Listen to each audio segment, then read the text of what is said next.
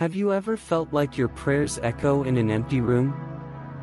That moment when your faith feels more like a weight than wings, when doubt creeps in like shadows at dusk, and you wonder if God still hears you at all. Perhaps you're standing at that crossroads now, torn between what your eyes can see and what your heart was promised. This isn't the end of your spiritual journey. It's the beginning of your deepest encounter with grace. The greatest saints weren't those who never questioned, they were those who questioned and still believed.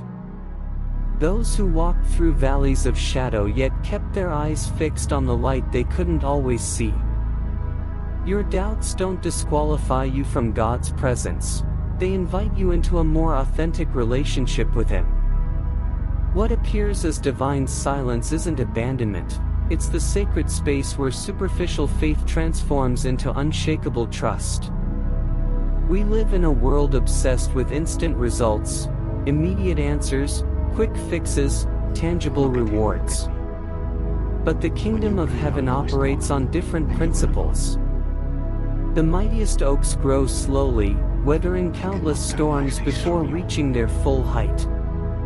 Your spiritual roots must grow down deep before your life can bear the fruit you long to see.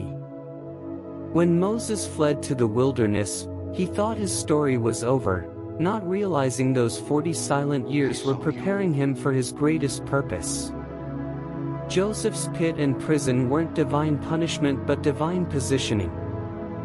Perhaps your unanswered prayers aren't being ignored but are being shaped into something far greater than what you initially asked for. The scripture doesn't promise absence of storms, it promises presence in storms. The same waters that threaten to drown you will become the very testimony of God's faithfulness when you reach the other shore. Your current trial isn't evidence of God's absence, it's the classroom of His most profound teaching. Remember the widow who gave her last coins? The disciples saw insignificance, Jesus saw everything. Your seemingly small acts of faith, your worship when you don't feel like worshiping, your service when you're running on empty, these are treasures in heaven's economy.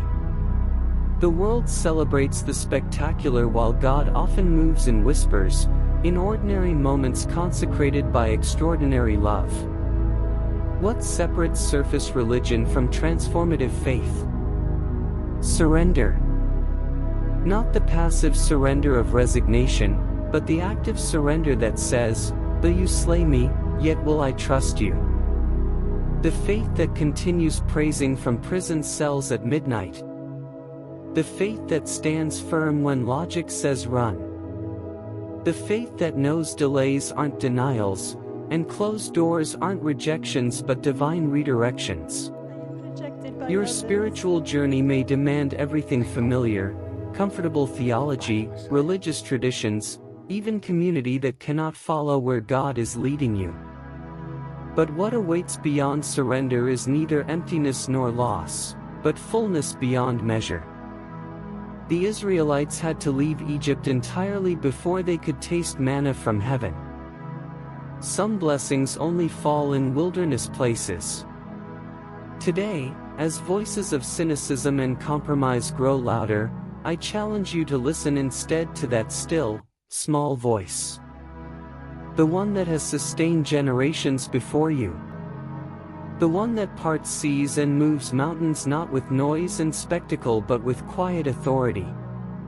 The one that reminds you that faith isn't the absence of questions but the presence of conviction amid unanswered ones. Your season of waiting isn't punishment, it's preparation.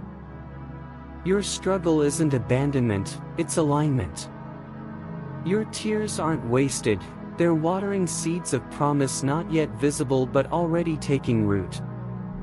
This very moment of uncertainty may feel like divine absence, but it's actually divine invitation, calling you beyond comfortable belief into transformative faith. Take that next step.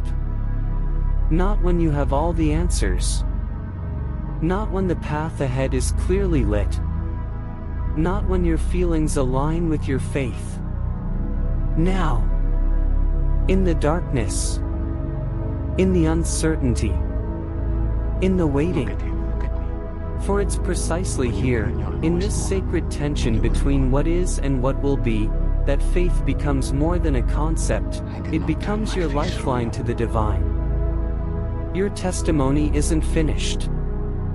In fact, these current chapters of confusion and longing will one day become the most powerful evidence of God's faithfulness in your story. And that story, your journey of falling and rising, doubting and believing, will become a lighthouse for someone else walking through their own storm.